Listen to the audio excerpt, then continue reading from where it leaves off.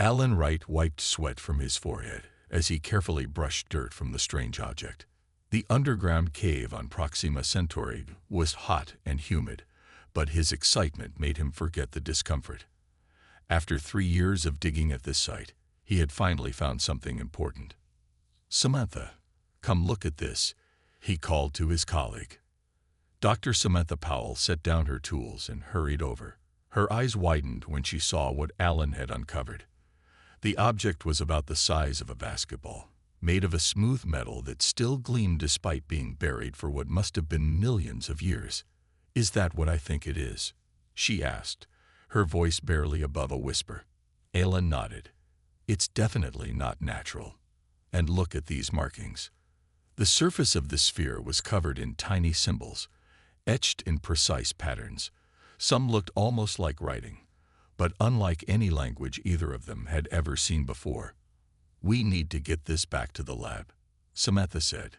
They carefully removed the object from the dirt and placed it in a protective container. The walk back to their research station took 30 minutes, but it felt much longer. Both scientists could hardly contain their excitement. The research station was a simple building with 5 rooms. The main lab had the best equipment humans could bring to this distant world. Alan placed the sphere on the examination table and began scanning it with their most advanced tools. "These readings don't make any sense," he said after a few minutes.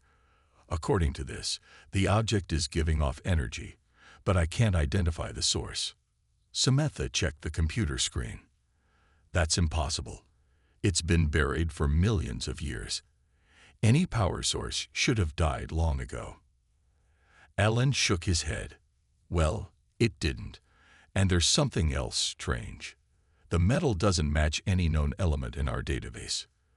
They worked through the night, running every test they could think of. By morning, they were tired but too excited to sleep. The sphere was unlike anything humans had ever discovered on any world. "I think we should try to open it," Alan said finally. Samantha looked unsure. "Is that safe? We don't know what it is or what it does. We've checked for radiation, biological material, everything. It's safe to handle. And look at these markings here." He pointed to what looked like a small circle on the surface. "I think it's some kind of button." After a moment of hesitation, Samantha nodded. "Okay, but let's record everything." Ellen set up a camera, then gently pressed the circle on the sphere's surface. For a moment, nothing happened. Then the symbols began to glow with a soft blue light. The sphere rose a few inches above the table and started to spin slowly. Suddenly, the air above it filled with light as a 3-dimensional map appeared. Stars and planets hung in the air, connected by lines of light. And at the center of this map was a very familiar star system. "That's Sol," Samantha whispered. "That's our home system, Earth." Alan stared at the map in amazement. "But look at these connections. According to this, Sol isn't just another star system. It's the center of this entire network." As they watched, the map expanded, showing hundreds and then thousands of connected stars, all linked back to Earth. Small symbols appeared next to many of the stars, the same symbols that covered the sphere. "This can't be right," Samantha said. "The Zoril told us humans are newcomers to space. They said we're just beginning our journey among the stars." Alan looked at her, his face pale with the weight of what they were seeing. What if they lied to us? What if humans aren't newcomers at all? He pointed to the date reading on their scanner. "According to this sphere is over 5 million years old, and it shows Earth as the center of what looks like a massive empire." Samantha's hands trembled as she touched one of the light paths extending from Earth. "If this is true, it changes everything we know about human history, about our place in the galaxy." Alan nodded slowly. "We need to report this. But I don't think the alien races in the Galactic Council are going to be happy about what we found." 20 years before Alan and Samantha's discovery, humans met aliens for the first time. Lisa Garcia remembered that day well. She had been a young officer then, just starting her career. Now, as fleet commander of the U.S. Horizon, She stood tall before the Galactic Council, ready to present evidence that would change everything. The council chamber was a huge room, with seats for representatives from over 50 alien species. Most looked down at humans, treating them like children who had just learned to walk. The memory of the first meeting with the Zor-El was still fresh in Lisa's mind. "Welcome, young species," the Zor-El ambassador had said back then. "You have much to learn from us elder races who have traveled the stars for many thousands of years." Humans had accepted this. They were new to space travel, after all. The aliens had technology far beyond Earth's. Humans became the students, eager to learn from their betters. But now, Lisa had come to tell them they were wrong. "Members of the council," she began, "I bring important news from Proxima Centauri. Our scientists have found proof that humans are not new to the stars. In fact, we may be the oldest spacefaring race in the galaxy." Murmurs filled the room. Some aliens laughed. Others looked angry. Elder Counselor Rextel of the Zor-El stood up. His skin was pale blue, and his 4 eyes blinked in what seemed like amusement. "Commander Garcia," he said, his voice smooth and confident, "your scientists are mistaken. Humans have only traveled beyond their solar system in the last century. The Zor-El have records going back 20,000 years, the Valerians even longer." Lisa nodded respectfully, but didn't back down. "With all due respect, Counselor, our evidence suggests human civilization existed millions of years ago, not just thousands." She played the recording Alan and Samantha had sent. The holographic map appeared, showing Earth at the center of a vast network of stars. The room grew quiet. "This device is over 5 million years old," Lisa explained. "It shows human activity across thousands of star systems at a time when, according to your histories, no intelligent life had yet reached space." Rex still waved a dismissive hand. "A misunderstanding. Your scientists have misinterpreted the data. This map could mean anything. We found similar symbols on 12 different worlds," Lisa continued. "All connect back to Earth. All date from the same time period."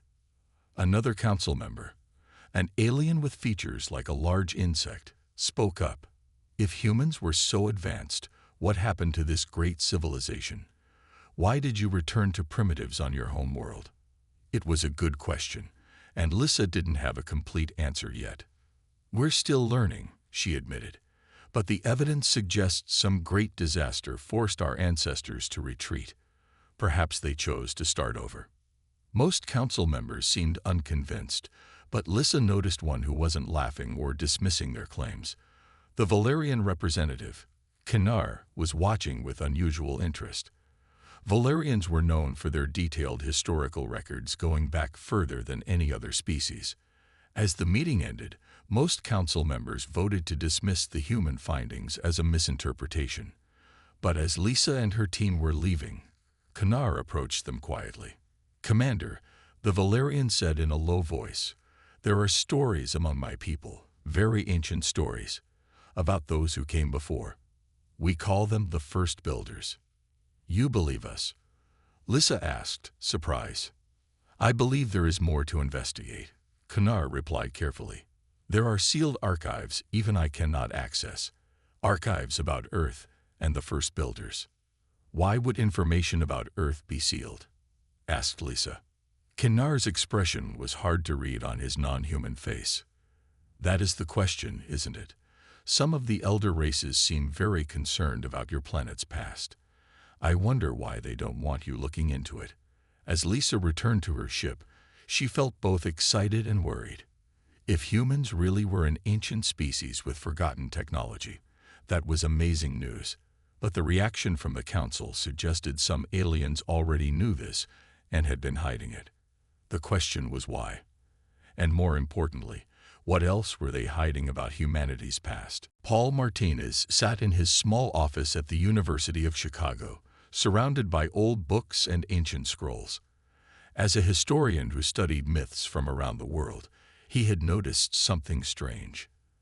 The same star patterns appeared in stories from cultures that should never have met each other.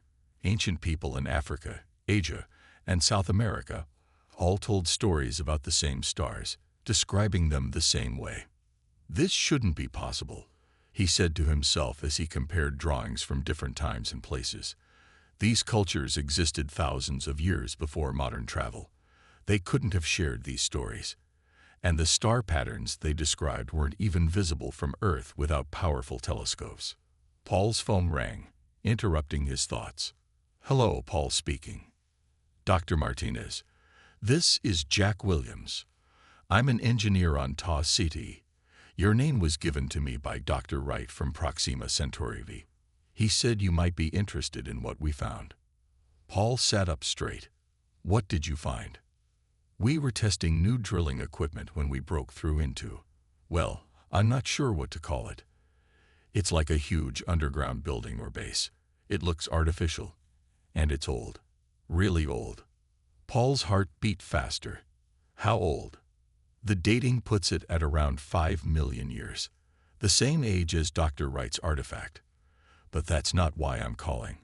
We found symbols here, and Dr. Wright said they matched the ones he found." Paul looked at the ancient drawings on his desk. "Can you send me pictures of these symbols?" "Already did. Check your email." Paul opened his computer and found the email from Jack. When he saw the pictures, his hands began to shake.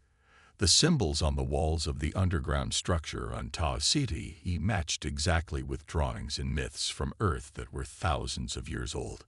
"Mr. Williams, has anyone tried to activate anything in there?" Paul asked. "Funny you should ask. When our team entered a large central room, the walls lit up. Some kind of technology is still working after all this time.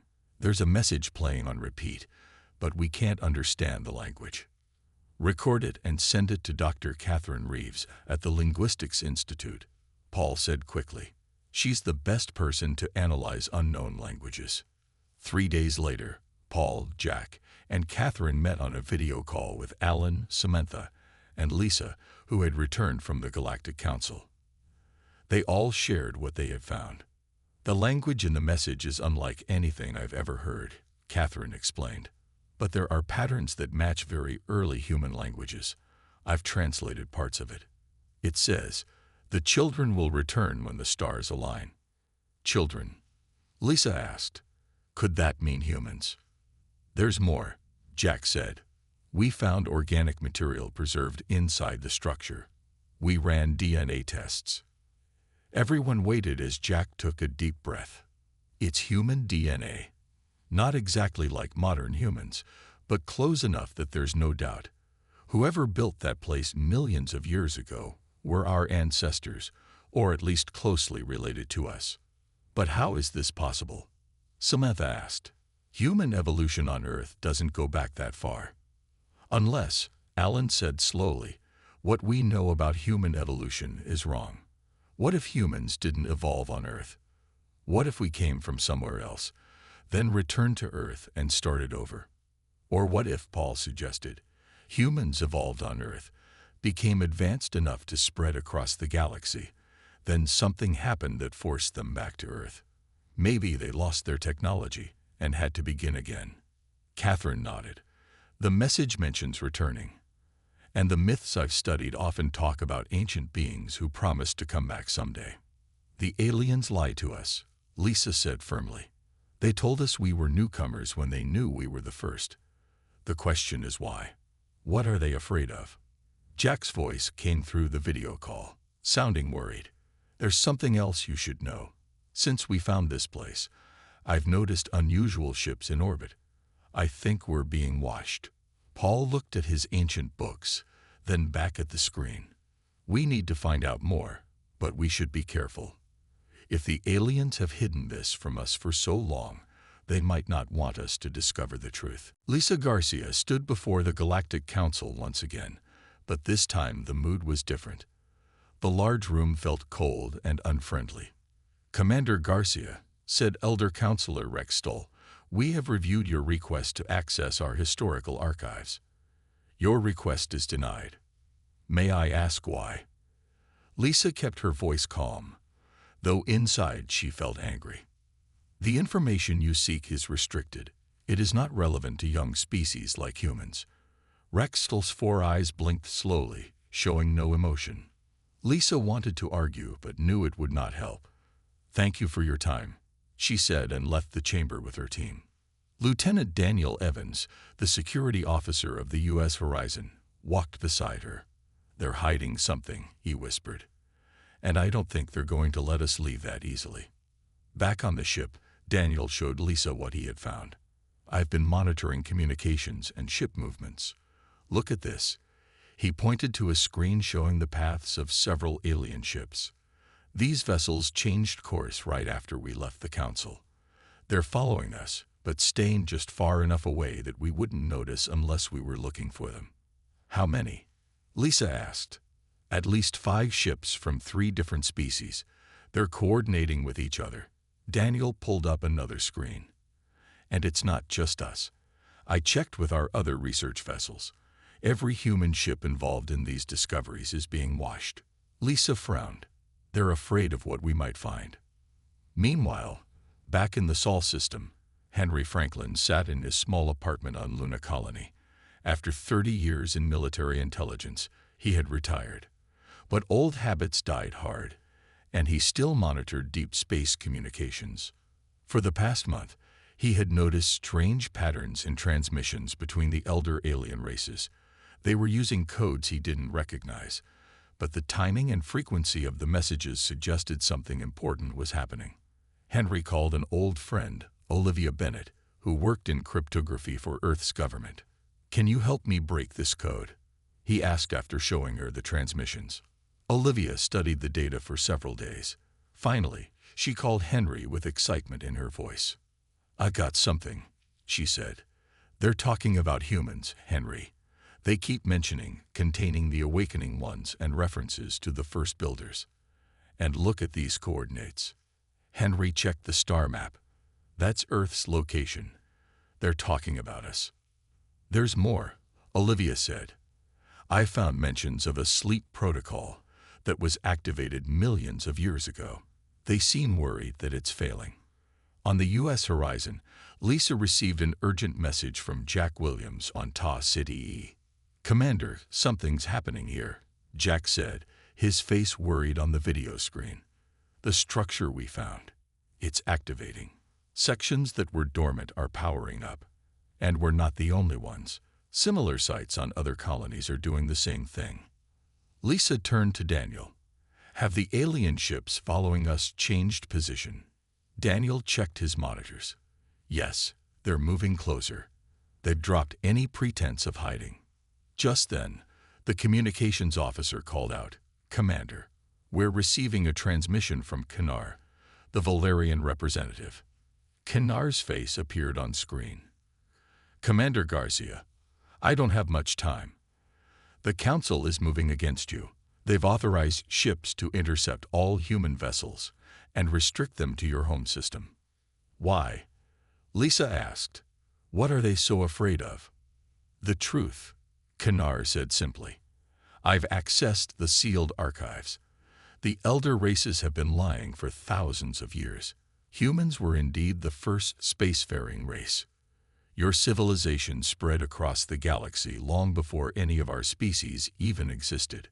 Then what happened to us?" Lisa asked. "A great enemy came from beyond the galaxy. Your ancestors fought, but could not win. So they created a plan to save your species. They returned to Earth, erased their advanced knowledge from your minds, and hid their technology throughout the stars. They became primitive again by choice, to hide from the enemy. And the other races found our technology," Lisa realized. "They built their civilizations using what we left behind." Kanar nodded. "The Council species fear that if humans reclaim their place as the elder race, they will lose their power. The transmission suddenly cut off. "We've lost the signal," the communications officer reported. Lisa looked at Daniel. "Prepare the ship. We need to warn Earth." Karen Mitchell woke to warning alarms. As the administrator of the Mars colony near Olympus Mons, she was used to emergencies.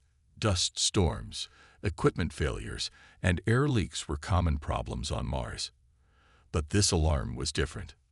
"What's happening?" she asked as she rushed into the control center. "Something's coming up from under the ground," a technician said, pointing to the screen. Karen watched in shock as the ground near the colony began to move. The red Martian soil shifted and rose. Then, a massive metal structure emerged from beneath the surface. "How is this possible?" she whispered. "We scanned this area completely before building the colony." The structure was smooth and silver, with the same strange symbols that had been found on Proxima Centauri and Tau Ceti. As they watched, lights began to glow along its sides. Karen's communication device beeped. It was a message from Earth. Similar structures were appearing on every world where humans had built colonies. On Earth itself, huge objects were rising from the deepest parts of the oceans.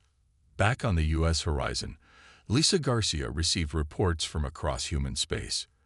Every colony was reporting the same thing. Ancient technology was awakening. "Commander," said Daniel Evans, "we're receiving a transmission from Dr. Wright on Proxima Centauri." Alan Wright's face appeared on the screen. He looked both excited and worried. "Commander, the artifact we found is active again. It's responding to the other structures that are appearing. I think they're all connected, part of the same network." "Can you tell what they're for?" Lisa asked. "Not exactly, but we've made a discovery. These systems seem to respond to human neural patterns. When our researchers touch the controls, they work. But when we asked one of the alien scientists to try, nothing happened. It's as if the technology was designed to work only for humans." Lisa thought about this. A security system, to make sure only humans could use it. "That's what we think," Alan agreed. "And there's more. We've extracted a message from the system. It mentions something called the Reclamation. We think it's a protocol designed to restore what was lost." Just then, Samantha Powell joined Alan on the screen. "Commander, we believe these systems are defensive in nature. They were left by our ancestors to protect us when we were vulnerable, waiting for us to reach a certain level of technology before activating. While human scientists studied the ancient structures, the alien civilizations were reacting with fear. All across human space, alien diplomats were leaving. Trade agreements were being canceled. Ships were departing. On Earth, the leaders of the major nations met to discuss the crisis. Henry Franklin and Olivia Bennett presented their findings. "The transmissions we've decoded suggest the elder races are preparing for conflict," Henry explained. "They're afraid of what these awakening systems mean." "Can we talk to them?" asked the president of the United World Council. "Explain that we don't intend any harm." "We've tried," Olivia said. "They're not responding to our messages. They seem to think this was our plan all along." On Proxima Centauri, Alan and Samantha continued to study the ancient technology. Alan placed his hand on a panel, and a holographic display appeared. "It's a star map again," he said, "but different from before. This shows something traveling toward our galaxy. Something big." Samantha looked closer. "The timing. According to this, whatever it is will arrive in about 50 years. Could this be the enemy Kanar mentioned?" Alan wondered. "The reason our ancestors hid." On the Mars colony, Karen Mitchell watched as a group of researchers cautiously approached the structure. One of them, a young scientist named Greg Foster, reached out and touched its surface. The entire structure lit up with bright blue light. A doorway appeared, opening to reveal a long corridor leading deep underground. "Should we go in?" Greg asked. Karen hesitated, then nodded. "Yes, but carefully. Whatever our ancestors left for us, I think it's time we reclaimed it." As humans across the galaxy began to interact with the ancient technology, the truth became clear. These weren't just random structures. They were pieces of a vast system, designed to awaken when humanity was ready, a gift from their forgotten past, waiting to be reclaimed. Lisa Garcia's ship moved through space at top speed. The U.S. Horizon had managed to avoid the alien vessels trying to stop them and was now heading to a secret meeting point. They had received a message from Kanar, the Valerian historian who had helped them before. When they arrived, Lisa was surprised to find not just Kanar waiting, but a small ship hidden among the asteroids of an unnamed system. Commander Garcia, Kanar greeted her when she boarded his vessel. "Thank you for coming. This is Ishina, another Valerian who believes humans deserve to know the truth." Ishina was older than Kanar, with pale skin that showed his great age. "I have spent my life studying the forbidden archives," he said in a quiet voice. "What I found there made me question everything my people believe." Lisa sat down across from the two aliens. "What did you find?" Ishina touched a control panel, and a holographic display filled the room. It showed scenes of a civilization far more advanced than anything humans had today. The beings in the images were clearly human, though somewhat different from modern people. "This is the truth the Council has hidden," Ishina explained. "Humans were indeed the first spacefaring race. You built an empire spanning thousands of worlds millions of years ago. Your technology was far beyond what any species has today." "Then what happened?" Lisa asked. "Why did we fall?" Ishina changed the display. Now it showed images of a terrible war. Strange ships attacking human worlds. Planets burning. An enemy came from beyond the galaxy. Your ancestors called them the Void Walkers. They were powerful and relentless. Even with all their technology, humans could not defeat them. The next images showed humans gathering on Earth. Your ancestors faced a terrible choice, Kanar continued. They could keep fighting and risk the extinction of humanity, or they could hide. They chose a plan so desperate, so unthinkable, that it would save their species, but at a great cost. They made themselves forget, Lisa said, remembering what Kanar had told her before. "Yes," Ishina nodded. "They used their advanced science to remove the knowledge of technology from their own minds. They hid their most important devices throughout the galaxy and returned to Earth. There they lived as simple hunter-gatherers, with no memory of what they once were. But they left behind safeguards," Kanar added, "technology that would sleep until humanity once again reached a certain level of advancement. Systems that would help humans reclaim their heritage when the time was right. And that time is now," Lisa realized. "Yes," Ishina said, "but there is more to the story. After humans retreated to Earth, other species evolved and began to explore space. They found the remnants of human civilization, your technology, your buildings, your knowledge. They reverse-engineered what they found and built their own civilizations using human innovation. The Zor-El," Kanar said with what sounded like shame, "were among the first to find human artifacts. Most of their greatest achievements came from studying what your ancestors left behind. When they found Earth and saw humans beginning to rebuild their civilization, the elder races made a decision," Ishina continued. "They would hide the truth. They would pretend to be the ancient ones, the teachers. They feared that if humans remembered who they truly were, they would reclaim their position of power. So they lied to us," Lisa said, anger rising in her voice. "Made us think we were the newcomers when we were the first all along." "Yes," Kanar looked down. "It was wrong. Some of us always thought so, but the Council believed it was necessary for their own survival. The technology that's awakening now," Lisa said, "it's been waiting for us to reach a certain point in our development." "Yes," Ishina nodded. "Your ancestors built it to recognize when humanity was ready. Ready to reclaim your heritage and face the enemy that defeated you before."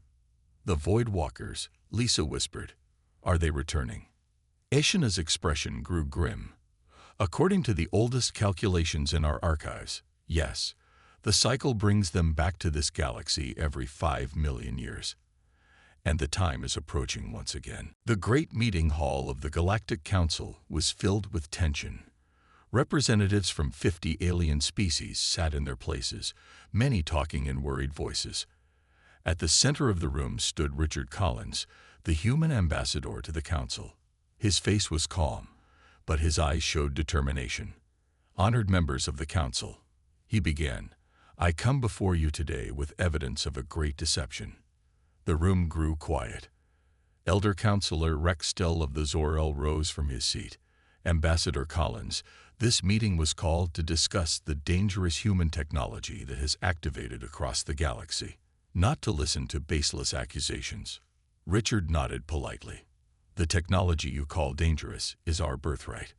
It was left for us by our ancestors, the true elder race of this galaxy." Shouts and protests filled the room. Many council members stood, their voices angry. Rex Stell raised his hands for silence. "These are dangerous claims, Ambassador. Do you have proof?" "Yes," Richard said simply. He turned to the entrance of the hall where Lisa Garcia entered, followed by Kinar and Ishina. Seeing the Valerians, many council members gasped. Rex Stell's 4 eyes widened in surprise. "What is the meaning of this?" he demanded. "Valerians, why do you stand with the humans?" Ishina stepped forward, his old voice strong and clear. "Because we choose truth over lies, Counselor. For too long, the elder races have hidden the true history of this galaxy." He activated a device he carried, and the stolen records from the Forbidden Archives played for all to see. The images showed the ancient human empire, the war with the Void Walkers, and the decision to retreat and forget. "You see now," Richard said as the images faded, "humans were the first spacefaring civilization. You built your societies using technology we created, and when we began to rebuild, you chose to lie to us." Many council members looked away in shame, but others grew more angry. "It changes nothing," shouted the representative of the Berethi, a warlike species. "Humans are dangerous. This technology awakening across the galaxy proves it. We should contain them now, before they reclaim their power." More voices joined in agreement. The council began voting on whether to take military action against human worlds. Suddenly, the lights in the hall flickered. The main viewing screen activated on its own, showing images from across council space. Ancient structures, similar to those appearing on human worlds, were rising on planets controlled by the elder races. "What is happening?" Rex Stell demanded. Lisa Garcia stepped forward. "The systems are connected. They're responding to the vote you're taking against humanity." As they watched, the structures on alien worlds began to emit pulses of energy. Weapon systems on military vessels shut down. Defense grids around planets went offline. "These are defensive systems," Richard explained, "created by our ancestors to protect humanity should we ever be threatened again. They're responding to your hostility." The council fell into chaos. Some members called for immediate war against humans. Others begged for calm. Rex Stell finally raised his voice above the noise. "Is this what you want, Ambassador? To threaten us into submission? To take revenge for our deception?" Richard shook his head. "No, Counselor. We don't want revenge. We want the truth acknowledged, and we want to prepare." "Prepare? For what?"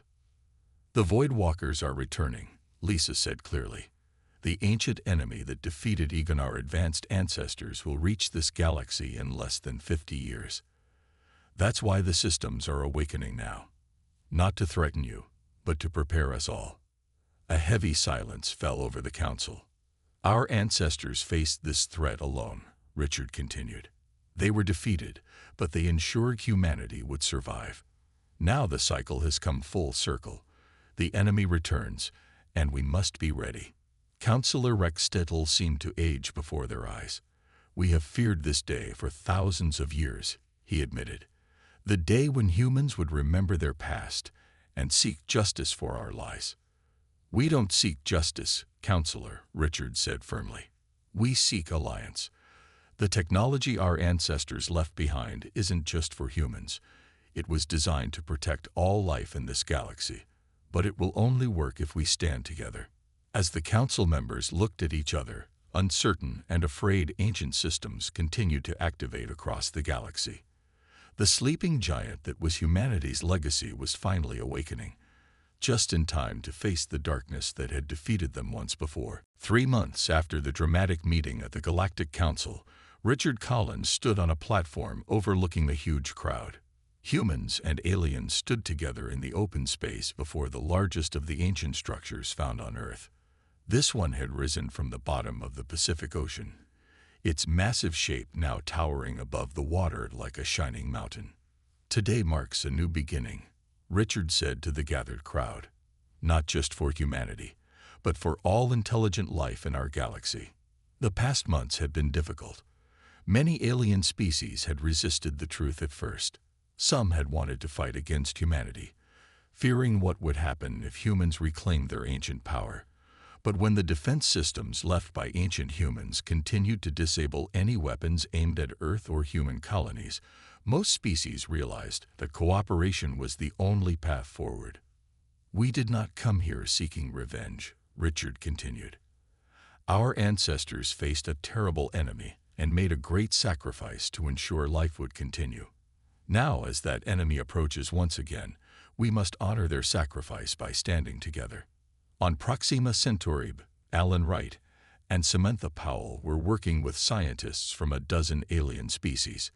The ancient structure there had revealed itself to be more than a simple outpost. It was a central repository of human knowledge, containing technology and information that had been hidden for millions of years. "I still can't believe it," Samantha said as they watched alien and human researchers working together. "After all the lies, they're actually helping us now." Alan nodded. "Fear is a powerful thing. They were afraid of us reclaiming our place as the elder race. But now they have something bigger to fear." The great doors of the structure had finally opened a week ago, revealing vast halls filled with technology beyond their understanding. But the human researchers found they could operate it instinctively, as if the knowledge was somehow part of them. "It's like our ancestors left instructions in our DNA," Alan had explained to the alien scientists. "We don't understand how it works yet, but we can feel it." On Mars, Karen Mitchell led another team into the depths of the structure that had risen beneath Olympus Mons. They had found weapons there, powerful devices designed to fight the Void Walkers. "Our ancestors couldn't defeat them," she told her team, "but they learned how to fight them. They left us everything they knew, hoping we would find a way to succeed where they failed." Back on Earth, Lisa Garcia now commanded a new type of ship.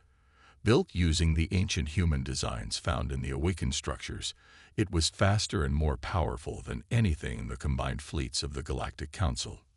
"We have 48 years, she told her crew as they prepared for their first test flight. 48 years to prepare for an enemy that defeated a civilization far more advanced than our own." At the central structure on Earth, Richard Collins finished his speech. "We were the first spacefaring race in this galaxy. Our ancestors spread to the stars and built wonders, but their greatest achievement wasn't their technology or their empire. It was their sacrifice." He gestured to the aliens and humans standing together. They could have fought to the end, risking the extinction of all life. Instead, they gave up everything they had built. They returned to Earth and began again as simple people with no memory of their greatness. They did this not just to save humanity, but to give all species a chance to evolve and thrive. Richard looked up at the huge structure gleaming in the sunlight. "Our ancestors left us a message in these awakening systems. They believed we could succeed where they failed, not by fighting alone, but by standing together with the very species who built their civilizations on our forgotten legacy." He turned to face the crowd again, his expression serious but hopeful. "We were the first elder race of this galaxy. Now we will be the teachers and protectors our ancestors meant us to be, not to rule over others, but to lead them against the darkness that comes. Together, we will face the Void Walkers, and this time, we will win." As he finished speaking, the structure behind him lit up with blue light.